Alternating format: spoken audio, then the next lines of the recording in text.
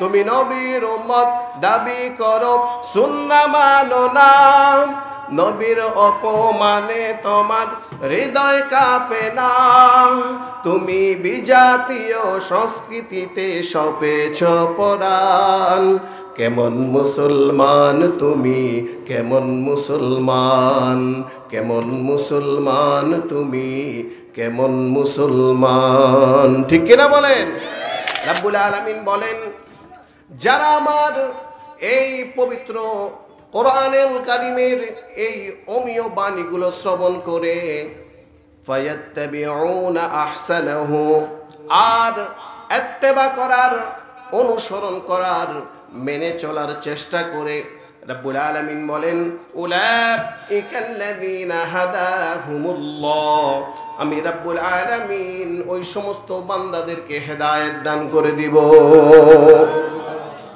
আল্লাহ বলছেন যারা ইস্তামিউনাল কাউল, এই পবিত্র কালামুল্লাহ শরীফের এই অমীয় বাণীগুলো যারা কি করবে, শ্রবণ করবে, আর কি ফায়াত্তাবিউনা আহসানাহু, আর ইত্তেবা করার, অনুসরণ করার, মেনে চলার কি করবে, চেষ্টা করবে। আল্লাহ বলছেন উলাইকাল্লাযীনা হাদাহুমুল্লাহ, আমি রাব্বুল আলামিন তাদেরকে কি দান করে দিব? কথা বলেন না, হেদায়েত দান করে দিব। প্রিয় ভাইরা আমার, রাব্বুল আলামিন পবিত্র কোরআনুল কারীমে আল্লাহ পাক রাব্বুল আলামিন সমস্ত উম্মতের জন্য মহান আল্লাহ তাআলা ইরশাদ করে দিলেন, কুনতুম খায়রা উম্মাতিন উখরিজাত লিন-নাসি তা'মুরুনা বিল মা'রুফি ওয়া তানহাউনা 'আনিল মুনকারি ওয়া তু'মিনুনা বিল্লাহ। আল্লাহু আকবার। রাব্বুল আলামিন বলেন, কুনতুম খায়রা উম্মাহ, তোমরাই তো শ্রেষ্ঠ উম্মত। সুবহানাল্লাহ বলেন। নবীর কাজে একমত তাদেরকে বলা হয় উম্মত। ঠিক কিনা বলেন? আর একটু জোরে আওয়াজ দিয়ে বলেন ঠিক কিনা।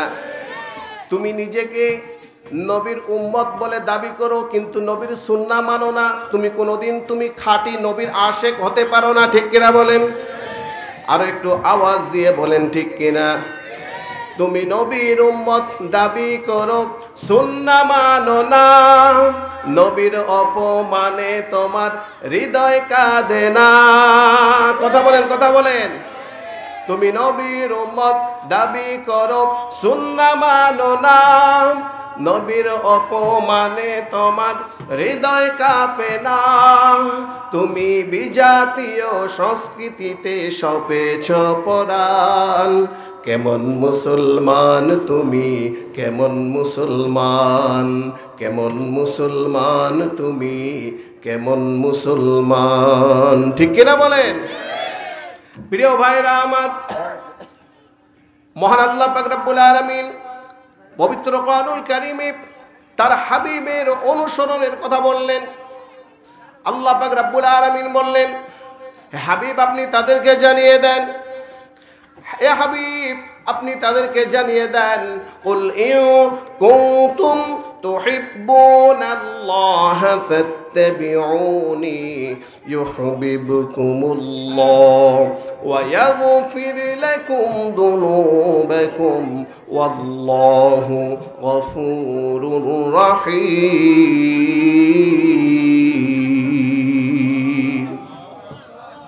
রাব্বুল আলামিন বলেন, হাবিব আপনি জানিয়ে দেন, কুল আপনি জানিয়ে দেন, ইন কুনতুম তুহিব্বুনাল্লাহ, তারা যদি আমি আল্লাহর ভালোবাসা পেতে চায়, ফাত্তাবিউনি, হে হাবিব তারা যেন আপনি রাসূলকে অনুসরণ করে। সুবহানাল্লাহ বললেন না? কেউ যদি আল্লাহর ভালোবাসা পেতে চায় তাহলে কাকে অনুসরণ করতে হবে? আরো জোরে আওয়াজ দিয়ে বলেন কাকে? রাসূলকে অনুসরণ করতে হবে, ঠিক কিনা বলেন?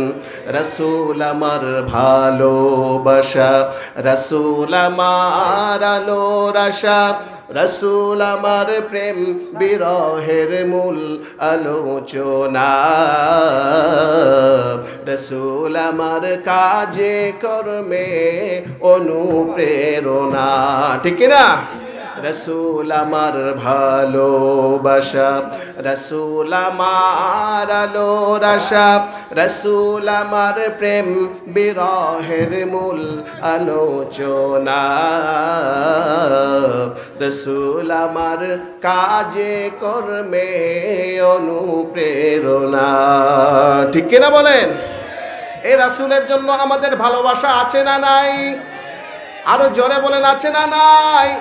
কারা কারা রাসূলকে ভালোবাসেন একটু হাত দেখান তো দেখি। লিল্লাহে তাকবীর। প্রিয় ভাইরা আমার, আল্লাহ পাক রব্বুল আলামিন হাবিবের অনুসরণের কথা বললেন। আল্লাহ বললেন, হাবিব আপনি তাদেরকে জানিয়ে দেন, যদি তারা আমি আল্লাহর ভালোবাসা পেতে চায়, তারা যেন আপনি রাসূলের আনুগত্য করে, অনুসরণ করে। কার অনুসরণ করে একটু বলেন তো? আর একটু জোরে বলেন তো, কার অনুসরণ করে? এই রাসূলের জন্য আমাদের ভালোবাসা আছে না নাই? কাদের কাদের রাসূলের জন্য ভালোবাসা আছে একটু হাত তুলে দেখান তো ইনশাআল্লাহ। আল্লাহ কবুল করুক, আমিন বলেন। হাত নামান, হাত নামান, হাত নামান। রব্বুল আলামিন বলেন, হাবিব তারা যদি আপনাকে অনুসরণ, ঘোষণা দিলাম ইউহিব্বুকুমুল্লাহ, যদি তারা হে রাসূল আপনাকে ভালোবাসতে পারে, আমি আল্লাহ ঘোষণা দিচ্ছি, তাহলে আমি রবেরও ভালোবাসাও তারা পেয়ে যাবে। এত আস্তে সুবহানাল্লাহ, আর জোরে বলেন না। এরপরে রব্বুল আলামিন বললেন, হাবিব আপনাকে যারা অনুসরণ করবে, আমি রবের ভালোবাসা তো তারা পাবে, তবে তাদের জন্য আরেকটা সুসংবাদ আমি আল্লাহ তাআলা দিয়ে দিচ্ছি। সুবহানাল্লাহ বলেন। আরেকটি সুসংবাদ ওই সমস্ত বান্দাদের জন্যে আমি রব্বুল আলামিন দিয়ে দিচ্ছি। সেই সুসংবাদ কি? আল্লাহ বলছেন, ওয়ায়াগফির লাকুম যুনুবাকুম ওয়াল্লাহু গফুরুর রহিম।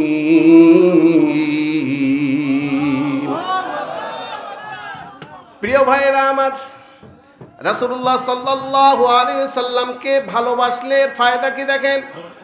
আল্লাহ ঘোষণা দিলেন, হাবিব যদি তারা আপনাকে অনুসরণ করে, আমি আল্লাহর ভালোবাসা তো তারা পেয়ে যাবে, তবে আরেকটা বড় সুসংবাদ তাদের জন্য, ওয়ায়াগফির লাকুম যুনুবাকুম। হাবিব আপনাকে ভালোবাসার কারণে আমি রব্বুল আলামিন তাদের জীবনের সব গুনাহ খাতাগুলোকে মাফ করে দিব। ভাই স্টেজে কেউ কথা বলিয়েন না, কথা বললে আলোচনা হারায় যায়। ভাই কথা বললে আলোচনা একদম হারায় যায়, আমি কথাই বলতে পারি না। প্রিয় ভাইরা আমার, মুহাম্মদুর রাসূলুল্লাহ, সকলে বলেন সাল্লাল্লাহু। রাসূলকে আল্লাহ পাক রব্বুল আলামিন এই জাহানের জন্য একটি রহমত হিসেবে প্রেরণ করেছিলেন। সুবহানাল্লাহ বলেন। আল্লাহর হাবিবের সম্পর্কে মহান আল্লাহ পাক রব্বুল আলামিন বলেন, ওয়ামা আরসালনাকা ইল্লা রাহমাতাল লিল আলামিন।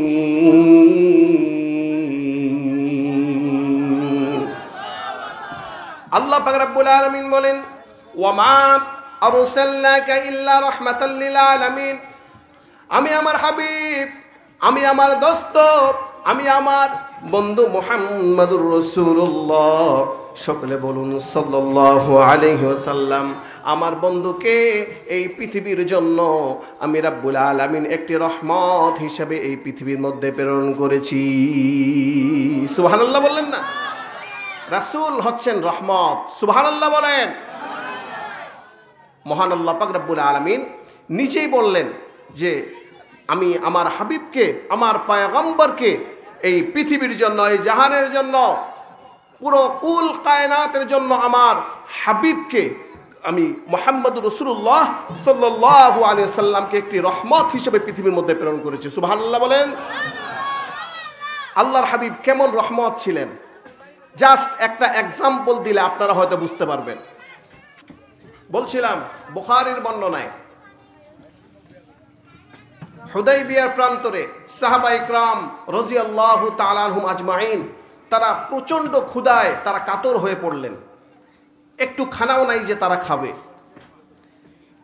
এক ফোঁটা পানি ছিল না যে পানিটা তারা পান করতে পারে, একটু গলাটা শুকাবে এই পরিমাণও পানি ছিল না। সুবহানাল্লাহ বললেন না? আমরা তো অনেক সহজে ইসলামটাকে পেয়েছি, ঠিক না? কিন্তু ইসলামের জন্য সাহাবারা কত কুরবানি করেছেন, কত মুজাহাদা করেছেন। এর বর্ণনা দিতে গেলে রাত কি রাত চলে যাবে, এরপরে এর বর্ণনা শেষ করা সম্ভব নয়। প্রিয় ভাইরা আমার,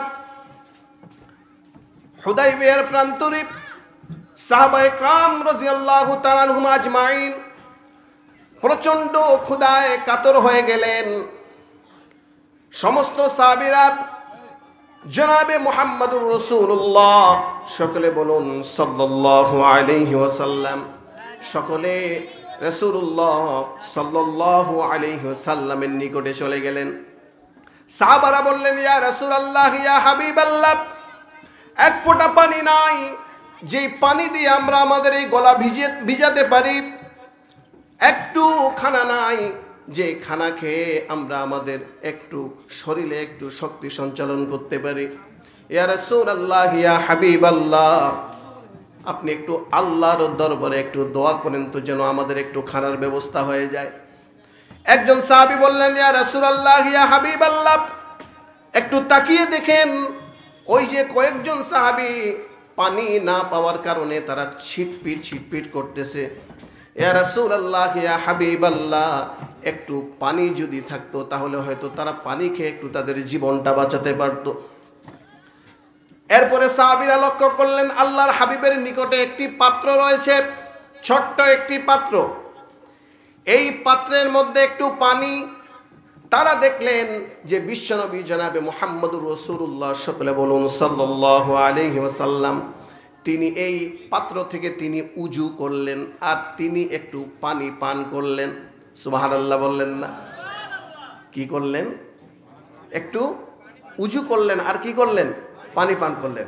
যেই সাহাবারা গেছে সেই সাহাবারা চিন্তা করতেছে ব্যাপারটা কি। আমরা রাসূলকে বললাম যে আমাদের মানে পিপাসায় এত তৃষ্ণার্ত সাহাবীরা যে এক ফোঁটা পানি নাই খাওয়ার জন্য, আল্লাহর হাবিব এই পানিটা তো অন্তত দিতে পারতেন, কয়েকজন সাহাবী খেতে পারতো তো, কি ঠিক না? আপনারা কথা না বললে আমি আলোচনা করবো কেমনে? কিন্তু রাসূলুল্লাহ সাল্লাল্লাহু আলাইহি সাল্লাম তিনি এই পানি দিয়ে কি করলেন? উজু করলেন। তারা চিন্তা করতেছে ব্যাপারটা কি, কিন্তু তারা বুঝে নাই এরপরে কি ঘটতে যাচ্ছে। সুবহানাল্লাহ বলেন। আল্লাহ রাসূল উজু করার পরে নামাজে দাঁড়িয়ে গেলেন, আর নামাজ আদায় করার পর বিশ্বনবীজি যখন সালাম ফিরিয়ে দিলেন, মহান আল্লাহ পাক রব্বুল আলামিনের দরবারে দুই হাত তুলে আল্লাহর হাবিব দোয়া করলেন। সুবহানাল্লাহ বলেন। এরপর সাহাবীরা বললেন, আমরা দেখলাম মুহাম্মদুর রাসূলুল্লাহ সাল্লাল্লাহু আলাইহি ওয়াসাল্লাম তিনার এই শাহাদত আঙ্গুল, তিনি এই শাহাদত আঙ্গুল ওই ছোট্ট পাত্রটার মধ্যে রেখে দিলেন। সুবহানাল্লাহ বলেন। আল্লাহর হাবিব তার এই শাহাদত আঙ্গুল ওই পাত্রর উপরে, পাত্রের ভিতরে যখন রাখলেন, সাহাবীরা বললেন আমরা একটা আশ্চর্য একটা জিনিস দেখলাম। আমরা দেখলাম যে বিশ্বনবীজি হাত রাখার সাথে সাথে আল্লাহর হাবিবের আঙ্গুল ছিঁড়ে ওই জায়গার মধ্যে পানির ফোয়ারা প্রবাহিত হতে লাগলো। সুবহানাল্লাহ বললেন না? এটা ছিল আমার রাসূলের মুজিজা। সুবহানাল্লাহ বললেন না মুসলমান? সাহাবীদেরকে প্রশ্ন করা হলো, আপনারা সেখানে কতজন সাহাবী ছিলেন? তারা বললেন 1500 জন। সুবহানাল্লাহ বললেন না? এই 1500 জন সাহাবী তৃপ্তি সহকারে পানি খেলেন, তারা উজু করলেন, গোসল করলেন। এবার সাহাবীদেরকে জিজ্ঞেস করা হলো 1500ই ছিল না বেশি ছিল? সাহাবী বললেন না, 1500 জন সাহাবী ছিল। একজন সাহাবী বলতেছেন, তবে আমাদের কাছে কেন জানি মনে হলো এই জায়গার মধ্যে 1500 সাহাবী নয়, যদি এই জায়গার মধ্যে 1,00,000 সাহাবীও থাকতো, এরপরেও পানির স্বল্পতা দেখা দিত না। রাসূল আমার ভালোবাসা, রাসূল আমার আলোর আশা, রাসূল আমার প্রেম বিরহের মূল আলোচনা, রাসূল আমার কাজে কর্মে অনুপ্রেরণা। ঠিক কিনা, ঠিক কিনা? রাসূলের জন্য আমাদের ভালোবাসা আছে না নাই? হাজারো ব্যথা বেদনার পরে ফিরে আসনি তুমি আপন ঘরে, দিনের আলো তুমি ছড়িয়ে দিতে চলে গেছো মদিনায় মক্কা ছেড়ে। হে রাসূল তোমাকে ভুলি আমি কেমন করে, হে রাসূল তোমাকে ভুলি আমি কেমন করে। ঠিক কিনা? খেয়ে না খেয়ে দিন প্রচারের কাজে নিজেকে দিয়েছ বিলিয়ে, তায়েফের কাফেরেরা চিনল না এ আলো। তায়েফের কাফেররা কি আল্লাহ রাসূলকে চিনছিল? আরো জোরে বলেন না। তায়েফের কাফেররা কিন্তু রাসূলকে কি চিনে নাই? আল্লাহ রাসূলকে পাথর দিয়ে আঘাত করেছিলেন। ঠিক কিনা বলেন? আহা, কি কষ্টটাই আমার রাসূলকে তারা দিয়েছিলেন, কিন্তু এত কষ্ট দেওয়ার পরেও আমার রাসূল তাদের উপরে রাগান্বিত হয়েছিলেন। কথা বলেন না কেন? আহা, তায়েফের কাফেরেরা চিনল না এ আলো, দুষ্টু ছেলেদের পিছু দিল লীলাতে, কত বিক্ষত হয়ে সারা শরীর থেকে রক্ত ঝরে। হে রাসূল তোমাকে ভুলি আমি কেমন করে, হে রাসূল তোমাকে ভুলি আমি কেমন করে। ঠিক কিনা? এই রাসূলের জন্য জীবন দিতে রাজি আছেন তো? কারা কারা রাজি আছেন দুই হাত তুলে দেখান মুসলমান।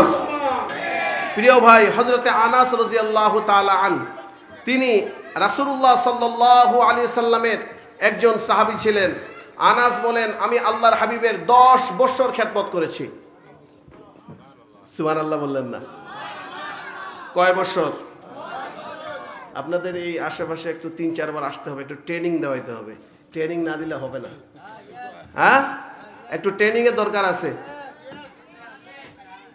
আনাস রাদিয়াল্লাহু তাআলা আনহু বললেন, রাসূলুল্লাহ সাল্লাল্লাহু আলাইহি সাল্লাম আমি আল্লাহর হাবিবের 10 বছর খেদমত করেছি। সুবহানাল্লাহ বললেন না? কি তাকদীর ছিল! আহা, কি তাকদীর আল্লাহ পাক রব্বুল আলামিন সাহাবীদেরকে দান করেছিলেন। হযরত আনাস বলেন, আমার বাসায়, হযরতে আনাস বলেন 10 বছর ধরে আমি আল্লাহর হাবিবের খেদমত করেছিলাম। আমার বাসায় আল্লাহর রাসূলের কয়েকজন সাহাবী আসলো। মারিফে মাসনুইয়ের মধ্যে, এই হাদিসের তাশরিহের মধ্যে এই ঘটনাটি এসেছে। তিনি বলেন, কয়েকজন সাহাবী আসার পর আমি তাদের মেহমানদারি করলাম। আর মেহমানদারি করার পূর্বে তাদেরকে যখন আমি খানা পিনা দেব, এর পূর্বে আমি একটি দস্তরখান বিছিয়ে দিলাম। কি বিছিয়ে দিলাম? একটু আওয়াজ দিয়ে বলেন তো, কি বিছিয়ে দিলাম? দস্তরখান বিছিয়ে খানা খাওয়া সুন্নাত, এটা জানেন তো সকলে? দস্তরখানা বিছিয়ে খানা খাওয়া কি সুন্নাত, এটা জানেন তো? দস্তরখানা বিছিয়ে খানা খাবেন তো ইনশাআল্লাহ? আল্লাহ কবুল করুক, আমিন বলেন। হযরতে আনাস বলেন যে আমি এরকম দস্তরখান বিছিয়ে দিলাম, এরপরে এই দস্তরখানের উপরে খানা পিনা রাখা হলো, সাহাবীরা খানা খেলো। আমি একটু আপনাদের প্রশ্ন করতে চাই, একটু বলেন তো, দস্তরখানের উপরে খানা পিনা খাওয়ার কারণটা কি? এই যে ভাত কিংবা তরকারি, গরু গোশত বলেন, আপনার হরিণের গোশত বলেন, উটের গোশত বলেন, এগুলো আপনার খাওয়ার সময় ওই দস্তরখানের মধ্যে কিছু ঝোল, আমরা দিনাজপুরের ভাষায় বলে সুরুয়া, ঠিক না? ঝোল, সুরুয়া, গ্রাম্য ভাষায় বলে কি সুরুয়া। হ্যাঁ, এই যে আপনার, যাই হোক বসেন, এই ঝোল বলেন, আপনার মাছ হলে মাছের কাঁটা ইত্যাদি, এরপরে গোশতের হাড়, এগুলো এই দস্তরখানের মধ্যে পড়ে কি পড়ে না? একটু কথা বলেন না ভাই, পড়ে কি পড়ে না? পড়ে। আনাস বলেন সাহাবারা খানা খাওয়ার পরে ওই দস্তরখানের মধ্যে এরকম খানা পিনার যে ঝুটা, যেগুলো যে জিনিসগুলো বেঁচে থাকে, এখানে তো আপনার মনে করেন এই এলাকাটা তো অনেক বেহারি আছে না, যাক আমার জন্য সুবিধা, উর্দু ফার্সি যা আছে চলবে, মারহাবা বলেন। এই যে তরকারি ঝোল ইত্যাদি ঝুটা যা কিছু আছে সব কিছু এটাতে পড়ার পরে এই দস্তরখান একটু ময়লা হয়ে গেল। কি হয়ে গেল? হযরতে আনাস বলেন তখন একজন সাহাবীকে তখন তিনি আদেশ করলেন যে সাহাবী দেখো তো এই দস্তরখানের মধ্যে ময়লা আছে কিনা। সে বলতেছে আছে। এবার হযরতে আনাস বললেন এই খাদেমা একটু এইদিকে আসো। খাদেমা মানে দাসী, তার বাসার মধ্যে যে কাজের মেয়ে ছিল তাকে ডাকলো। ডেকে সেই খাদেমাকে হযরতে আনাস বললেন এই যে কাপড়টা আছে, এই যে দস্তরখান আছে, এটা তুমি জ্বলন্ত আগুনের মধ্যে ছেড়ে দাও। সুবহানাল্লাহ বললেন না? কিসের মধ্যে? আমি আপনারা যদি আলোচনা বুঝে থাকেন আমি আপনাদের একটা প্রশ্ন করতে চাই, করব? আচ্ছা বলেন তো, কাপড় যদি ময়লা হয় সেটাকে পানিতে ভিজাতে হয় নাকি আগুনে দিতে হয়? এই তো মাশাআল্লাহ আলোচনা বুঝছেন, অ্যাক্টিভ, হ্যাঁ মোটামুটি অ্যাক্টিভ। যাই হোক, কিন্তু হযরত আনাস কি বললেন? জ্বলন্ত আগুনের মধ্যে ছেড়ে দাও। সাহাবীরা বলতেছেন আমরা খালি এই তামাশাই দেখতেছিলাম। এরপর কিছুক্ষণ পরে আবার হযরতে আনাস তার দাসীকে ডাকলেন, দাসী এই পাশে আসো। বললেন ওই যে জ্বলন্ত আগুনের মধ্যে তুমি এই দস্তরখানটা ফেলে দিয়েছিলে, এই দস্তরখানটা আবার উঠিয়ে নিয়ে এসো। সুবহানাল্লাহ বললেন না মুসলমান? আচ্ছা বলেন তো, আগুনের মধ্যে যদি কাপড় জাতীয় কোনো কিছু পড়ে আগুন কি তাকে জ্বালিয়ে দেয় না পরিষ্কার করে দেয়? আর একটু আওয়াজ দিয়ে বলেন তো। আচ্ছা, দাসী মনে মনে ভাবতেছে মনিব কি পাগল হয়ে গেল নাকি? হ্যাঁ, মাথা টাথা গেছে মনে হয়, মাথা হ্যাং হয়ে গেছে। আমাকে বললো জ্বলন্ত আগুনে ছেড়ে দিতে, আমি তো সেই কখন ছেড়ে দিয়ে আসলাম। আর জ্বলন্ত আগুনে ছেড়ে দিলে আগুন তো গ্রাস করে তাকে জ্বালিয়ে পুড়িয়ে সারকার করে দিয়েছে এত সময়, এখন আবার সে তুলে নিয়ে আসতে বলতেছে, ব্যাপারটা কি? দাসী চিন্তা করতেছে এখন যদি আবার না যাই আবার চাকরি থেকে আউট, চাকরি থেকে কি করে দিবে? আউট করে দিবে। এই বেচারি চিন্তায় পেরেশান হয়ে গেছে, এখন তো যাওয়াই লাগবে। কি বলেন? মনিবের আদেশ, যেতে হবে না হবে না? এবার সেই দাসী গেছে, যাওয়ার পর সে দেখতেছে দস্তরখান এখনো চুলার মধ্যেই আছে, আর সেই চুলা থেকে সে দস্তরখান তুলে নিয়ে আসলো। সমস্ত সাহাবীরা বললেন আমরা আশ্চর্য হয়ে গেলাম, আমরা দেখলাম এই আগুন লাগার পরেও এই দস্তরখান জ্বলে নাই, বরং দস্তরখানের মধ্যে যে ময়লা আবর্জনা ছিল সব পরিষ্কার হয়ে গেছে। এটা কোনো বানোয়াটি গল্প করতেছি না, মাআরিফে মাসনুই থেকে বলতেছি, প্রসিদ্ধ একটি কিতাব। হযরতে আনাস তিনি দাঁড়িয়েছিলেন, সাহাবীরা আশ্চর্য হয়ে গেলেন, অবাক হয়ে গেলেন। সাহাবীরা প্রশ্ন করলেন, কওমু গুফতান দে আয়ে সাহাবী আজিজ চুনা সুজিদ মুনাক্কি গশতনিস। কওমু গুফতান দে আয়ে সাহাবী আজিজ চুনা সুজিদ মুনাক্কি গশতনিস। সাহাবীরা বললেন, ইয়া আনাস, জ্বলন্ত আগুনের মধ্যে যদি আগুন জাতীয় কোনো কিছু পড়ে, আগুন কিন্তু তাকে গ্রাস করে জ্বালিয়ে পুড়িয়ে ছারখার করে দেয়। কিন্তু আমরা বড় আশ্চর্য হয়ে গেলাম, এই রুমালটি, এই দস্তরখানটি জ্বলন্ত আগুনের মধ্যে ছেড়ে দেওয়ার পরেও আগুন কিন্তু তাকে জ্বালাতে পারে নাই, বরং এই দস্তরখানের মধ্যে যে ময়লা আবর্জনা ছিল সেই ময়লা আবর্জনাগুলো সাফ করে দিয়েছে, পরিষ্কার করে দিয়েছে। সুবহানাল্লাহ।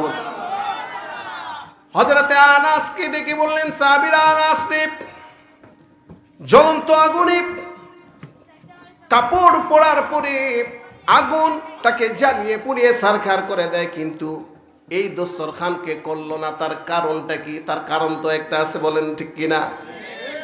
হযরত আনাস বললেন, গুফতে জাকে মুস্তাফা দস্তো দেহা পসমামানি আন্দরি দুস্তারে খা। গুফতে জাকে মুস্তাফা দস্তো দেহা পসমামানি আন্দরি দুস্তারে খা। হযরত আনাস বললেন, সাহাবীরা শোনো শোনো, এই দস্তরখান জ্বলে নাই, না জ্বলার একটি কারণ রয়েছে। সেই কারণটা হলো, আমার ঘরে একদিন হাবিবি কিবরিয়া আশরাফুল আম্বিয়া সাইয়্যিদুল মুরসালিন খাতামুন নবীন বিশ্বনবী জনাবে মুহাম্মদুর রাসূলুল্লাহ, সকলে বলি সাল্লাল্লাহু আলাইহি ওয়াসাল্লাম, তিনি আমার বাসায় একদিন আসলেন। আল্লাহর হাবিব আমার বাসায় আসার পর আমি না, সুবহানাল্লাহ বললেন না? কয়টি কাজ? আরো জোরে বলেন তো কয়টি? এই 4টি আমল মা বোনেরা, এই 4টি আমল যদি আপনারা করতে পারেন, কোনোদিন আপনার স্বামী আপনার হাত ছাড়া হবে না। 1 নাম্বার হচ্ছে আসসালতা ওয়াল মারাহা।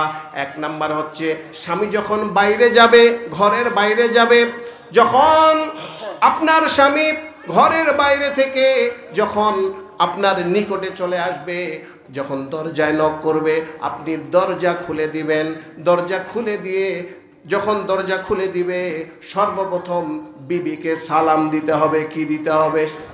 কথা বলেন না কেন?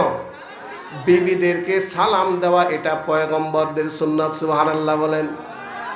সেদিন এক জায়গায় ওয়াজ করতে গেছি, এক চাচাকে, হুজুর অক মুই সালাম দিব নাই, ওক দেখলে মোর শরম লাগে। বুঝেননি কি কয়? ওক মানে বউকে সালাম দিতে কি লাগে? কয় শরম লাগে। আমি ওকে সালাম দিতে পারবো না। কে কে চাচা? কয় বউ সালাম দিকে শরম লাগে। কি লাগে? এই সালাম দিবেন তো ইনশাআল্লাহ? প্রিয় বোনেরা আমার, একটু মনোযোগ সহকারে শোনেন।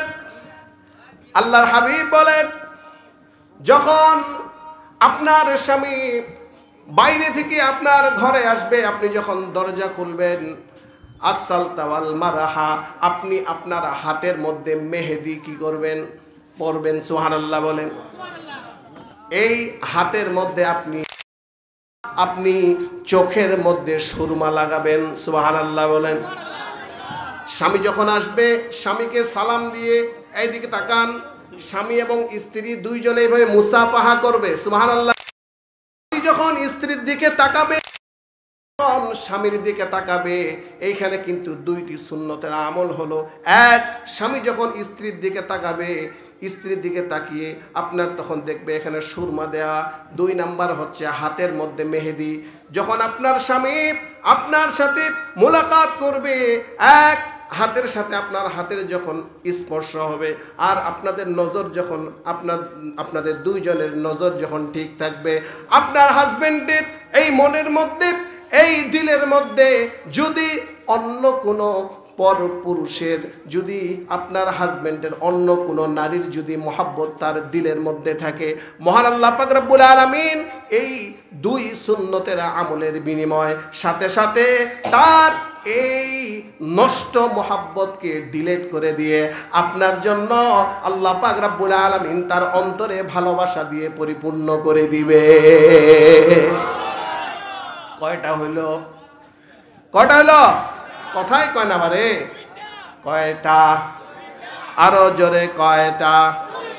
আরো জোরে কয়টা? 2টা। 3 নাম্বার ওয়াল মুবাসসিলা। রাসূলুল্লাহ সাল্লাল্লাহু আলাইহি ওয়াসাল্লাম বলেন, যখন স্বামী কাছে ডাকবে, তখন স্বামী ডাকার সাথে সাথে স্ত্রীদেরকে চলে আসতে হবে। কথা বুঝেন নাই? অনেক সময় যদি একটু ঝগড়া হয়, যদি একটু কি হয়, কথা কাটাকাটি হয়, স্বামীরা হাজারো ডাকলেও বিবিরা আসে না। কথা কোন ঠিক কিনা? কম্বল আলাদা করে দেয়, বালিশ আলাদা করে দেয়, আছে না নাই? এগুলো করলে কিন্তু অবস্থা খারাপ আছে। তার কারণ আল্লাহর হাবিব বলেন, যদি কোনো পুরুষ কোনো নারীকে ডাকে, যদি তার হালাল স্ত্রীকে, যদি রাত্রে যদি কোনো স্বামী যদি তার হালাল স্ত্রীকে ডাকে আর তার স্ত্রী যদি না আসে, তাহলে সারা রাত আল্লাহ তাআলার রহমতের ফেরেশতারা তার উপরে অভিশাপ দেয়। নাউজুবিল্লাহ বললেন না? 4 নম্বরে মিথ্যা কথা বলবেন না। কি কথা? কথা কয় না, কি কথা? আরো জোরে, কি কথা? মিথ্যা কথা বললে, বিবিরা যদি স্বামীর সঙ্গে মিথ্যা কথা বলে, আল্লাহ তাআলার 3টা গজব নাজিল হয়। কয়টা? আরো জোরে বলেন, কয়টা? যারা মিথ্যা কথা বলে, আল্লাহ পাক রব্বুল আলামিন ওই ফ্যামিলির মধ্যে, ওই সংসারের মধ্যে সর্বদাই অভাব অনটন লাগায় দেয়। নাউজুবিল্লাহ বললেন না? মানে যত ইনকাম করুক না কেন, ওর ঘর থেকে অভাব যাবে। আরো জোরে বলেন, যাবে। 2 নাম্বার, যতই মীমাংসা করা হোক না কেন, যদি মিথ্যা কথা বলা হয়, যতই মীমাংসা করা হোক, কিন্তু কোনোদিন তাদের মধ্যে মহাব্বত তৈরি হবে না। মহাব্বত তৈরি হবে না। 3 নম্বরে, যে নারীরা মিথ্যা কথা বলে, ওদের পেট থেকে কোনোদিন নেককার সন্তান জন্ম নিবে না। এদের পেট দিয়ে কখনো নেককার সন্তান জন্ম নিবে না। আব্দুল কাদের জিলানী, তাদের পেট দিয়ে আসবে না, তাদের পেট দিয়ে বের হবে মমতাজ। কথা কয় নারী? আরো জোরে বলেন। এদের পেট দিয়ে কিন্তু ফেরাউন বের হবে, নমরুদ বের হবে, কিন্তু কোনো নেককার সন্তান বের হবে না। ঠিক কিনা? তিনি এমন একজন রাসূল ছিলেন, এমন একজন আল্লাহর প্রিয় হাবিব ছিলেন, যে রাসূলের বরকতে আল্লাহ পাক রব্বুল আলামিন আমাদেরকে এই পৃথিবীতে নিয়ে এসেছেন। ঠিক কিনা বলেন? আল্লাহর হাবিবের এই কারণে বিশ্বনবীজি মুহাম্মদুর রাসূলুল্লাহ সাল্লাল্লাহু আলাইহি ওয়াসাল্লামের ভালোবাসা আমাদের সকলের অন্তরের মধ্যে আসতে হবে। ঠিক কিনা বলেন? আল্লাহ রাসূলের ভালোবাসা আমাদের সকলের ভিতরে আনতে হবে। রাজি আছি তো ইনশাআল্লাহ? হাবিব খুব মজা করে খানাগুলো খেলেন। খানা খাওয়ার পর আল্লাহর হাবিব যখন হাত ধুয়ে ফেললো, এই দস্তরখান দিয়ে আমি আল্লাহর হাবিবকে দিয়েছিলাম। বিশ্বনবী জনাবে মুহাম্মদুর রাসূলুল্লাহ, সকলে বলুন সাল্লাল্লাহু আলাইহি সাল্লাম। আল্লাহর হাবিব এই দস্তরখান দিয়ে তিনার হাত মোবারক আর ঠোঁট মোবারক মুছেছিলেন। গুফতে জাকিব মুস্তফা দোস্তো দেহা, পসবা মালি আন্দরি দোস্তার খা। আল্লাহর হাবিব এই দস্তরখান দিয়ে তার হাত মোবারক আর ঠোঁট মোবারক মুছার কারণে মহান আল্লাহ পাক রব্বুল আলামিন এই দস্তরখানার জন্য আগুনকে জ্বালানো হারাম করে দিয়েছে। সুবহানাল্লাহ বলেন মুসলমান। আহা, কি রাসূল আমরা পেয়েছি, আমরা কিন্তু জানি না। ঠিক কিনা বলেন মুসলমান? কি রাসূল পেয়েছি, কি মুআজিজা! আল্লাহ পাক রব্বুল আলামিন বিশ্বনবী সাইয়্যিদুল মুরসালিন খাতামুন নবীন হুজুর পাক সাল্লাল্লাহু আলাইহি সাল্লামকে কি মর্যাদাটাই না আল্লাহ তাআলার হাবিবকে আল্লাহ তাআলা দান করেছিলেন। এরকম রাসূল আর কি কখনো পাওয়া সম্ভব? আল্লাহর হাবিব দুনিয়ায় এসেছেন ইসলামের দাওয়াত নিয়ে। কিসের দাওয়াত নিয়ে?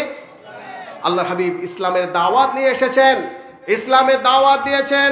আল্লাহর হাবিবের দাওয়াত ছিল ইয়া আইয়ুহান নাস কুলু লা ইলাহা ইল্লাল্লাহ তুফলিহুন। সুবহানাল্লাহ বলেন। আল্লাহ বলেছেন, হ্যাঁ মুসলমান সকল, কুলু লা ইলাহা ইল্লাল্লাহ, তোমরা বলো লা ইলাহা ইল্লাল্লাহ, তাহলে তোমরা সফল কাম হয়ে যাবা। সুবহানাল্লাহ বললেন না? এই কোরআন হচ্ছে পুরো পৃথিবীর মধ্যে সবচাইতে একটি দামি কিতাব। সুবহানাল্লাহ বললেন না? আর এই কিতাব আল্লাহ তাআলা দান করেছিলেন কার উপরে? বিশ্বনবী জনাবে মুহাম্মদুর রাসূলুল্লাহ, সকলে বলেন সাল্লাল্লাহু আলাইহি সাল্লাম। আল্লাহ পাক রব্বুল আলামিন বলেন, এই কোরআনুল কারীমে আমি সব কিছুর বর্ণনা দিয়েছি স্পষ্টভাবে। সুবহানাল্লাহ বললেন না? কার কথা? আরো জোরে বলেন না, কার কথা? রব্বুল আলামিন বলেন, ওয়া নাযালনা আলাইকাল কিতাবা তিবয়ানাল লিকুল্লি শাইইন ওয়া হুদাও ওয়া রাহমাতাও ওয়া বুশরা লিল মুসলিমিন।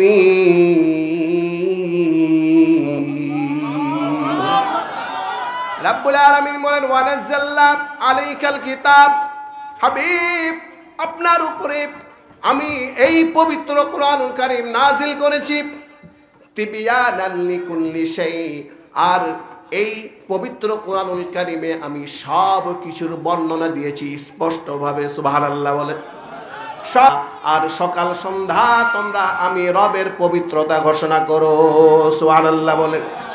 আল্লাহর হাবিব বলেন তিনটি নিয়ামতের মধ্যে প্রথম হচ্ছে লিসানুন জাকিরুন, 2 নাম্বার হচ্ছে ওয়া কলবুন শাকিরুন, 2 নাম্বার হচ্ছে ওয়া কলবুন শাকিরুন। 2 নাম্বার কি? ওয়া কলবুন শাকিরুন, মানে শুকরগুজার কল্প, শুকরগুজার কল্প, যারা কষ্টে, আপনার মুসিবতে, ভালো খারাপ সর্ব হালতে সর্ব অবস্থায় যারা আল্লাহর প্রশংসা করে। সুবহানাল্লাহ বললেন না? কার প্রশংসা করে? আল্লাহ। ছোট্ট একটা হাদিসের আলোচনা বলে আবার এই পাশে চলে আসব।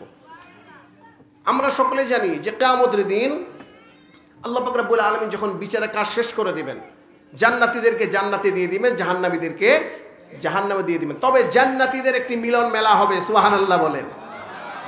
সমস্ত জান্নাতীরা যখন একত্রিত হবে, এই সমস্ত জান্নাতীদের মধ্যে আল্লাহ পাক রব্বুল আলামিন সর্বপ্রথম ওই সমস্ত জান্নাতীদেরকে আল্লাহ তাআলা এভাবে তার রহমতের দিকে ডাকবেন। তারা কারা জানেন? আল্লাহর হাবিব বলছেন যারা দুনিয়ার মধ্যে সর্বহালতে যারা আল্লাহর প্রশংসা করত। এই কারণে মুসিবতে পড়লে, বিপদে পড়লে এটা বলবেন না হাট আল্লাহ খালি আমাকেই দেখে রে। আছে অনেকে যে সব বিপদ খালি আমার, আছে না নাই? বিশেষ করে মুরব্বী বাবারা একটু কষ্টে থাকলে বলে আল্লাহ আমার মরণ কেন হয় না, আজরাইলকে আমারে দেখে না। কথা বলেন ঠিক কিনা? বলে এরকম বলা যাবে কি না? আল্লাহ তাআলা কিছু জিনিস দিয়ে বান্দাদেরকে পরীক্ষা করেন। এই কারণে সর্বদাই আল্লাহ তাআলার প্রশংসা করতে হবে। ঠিক কিনা বলেন? কার প্রশংসা? কি যে শুকর আদায় করি এলাহি তোমার, কি যে শুকর আদায় করি এলাহি তোমার,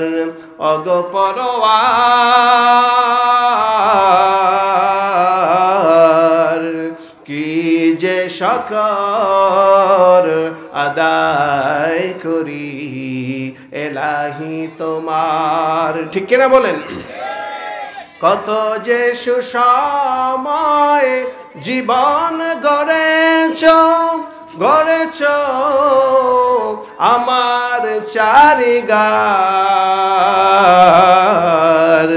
কি যে শুকর আদায় করি এলাহি তোমার। আলহামদুলিল্লাহ বলেন। বলেন তো আমরা কার প্রশংসা আদায় করলাম? এরপরে আল্লাহর হাবিব বলতেছেন ওয়া যাওজাতুম মুমিনাতুন তুঈনুহু আলাল ঈমান। 4 নম্বরে হচ্ছে আল্লাহর হাবিব বলতেছেন যার ঘরে একজন নেককার বিবি আছে, আল্লাহ পাক রব্বুল আলামিন সারা দুনিয়ার সব থেকে বড় দৌলতটা তার ঘরে দান করছে। নেককার বিবি, আবেদা বিবি, সালেহা বিবি। আমাদের সমাজে অনেক পুরুষ আছে একটু এদিক ওদিক হলে বউকে মাইট দিয়ে দেয়। ঠিক কিনা? তবে ভাই এরা ফির এখন আবার অ্যাডভান্স বেশি। এখন আবার মাঝে মধ্যে ফেসবুকে দেখা যায় পুরুষ মারে কি, মেয়েরাই উল্টায় পুরুষকে মারে। কথা বলেন আরে ভাই, আরে জোরে বলেন ঠিক কিনা? এই কারণে ভাইরা আমার, বিবিদেরকে কখনো মারবেন না। বিবিদেরকে মারা যাবে নাকি? কথা বলেন। তবে 4টা দোষ পাইলে ছাড়বেন না। কয়টা? এক কথা বলেন কয়টা? 4টা। 1 নম্বরে হচ্ছে ফরজ নামাজ। 1 নম্বরে কি? কথা বলেন।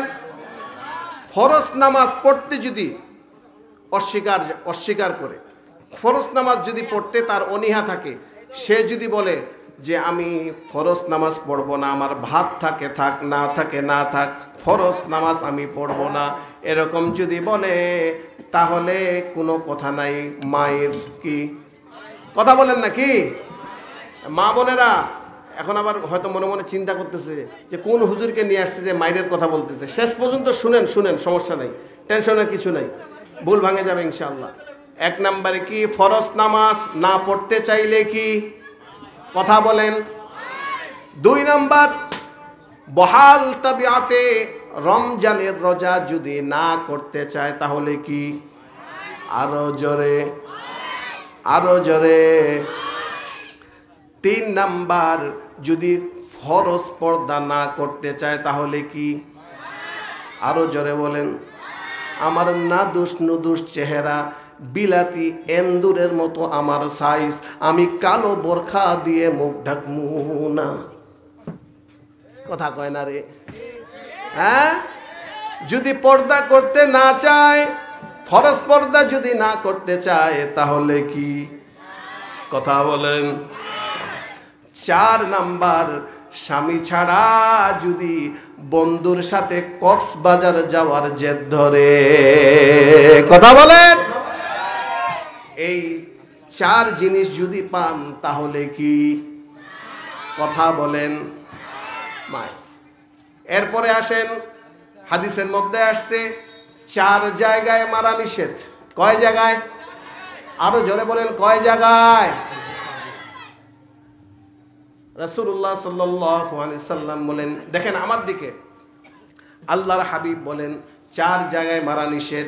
1 হচ্ছে বুকে, কোথায়, কথা বলেন না কোথায়? 1 হলো বুকে, 2 হলো পিঠে, 3 নম্বরে হচ্ছে মুখমণ্ডল, 4 নাম্বার হচ্ছে মাথা। কয় জায়গা? এই 4 জায়গায় মারা কি। যুবকরা কয় হুজুর মার মুখনে জায়গায় তো নাই নাকি? হ্যাঁ, যুবকরা কথা হুজুর মারমু কোন জায়গাটা? হ্যাঁ, কয় জায়গায় মারা নিষেধ? আহা, দেখেন তাহলে মারবেন কোথায়? উরু চিনেন? উরু, এই যে রান, এই যে এই হাতে না, থামেন নাকি? হ্যাঁ, ফতুয়া আপনি দিয়ে দিলে আমি কি করবো এখানে বসে? কত মুফতি।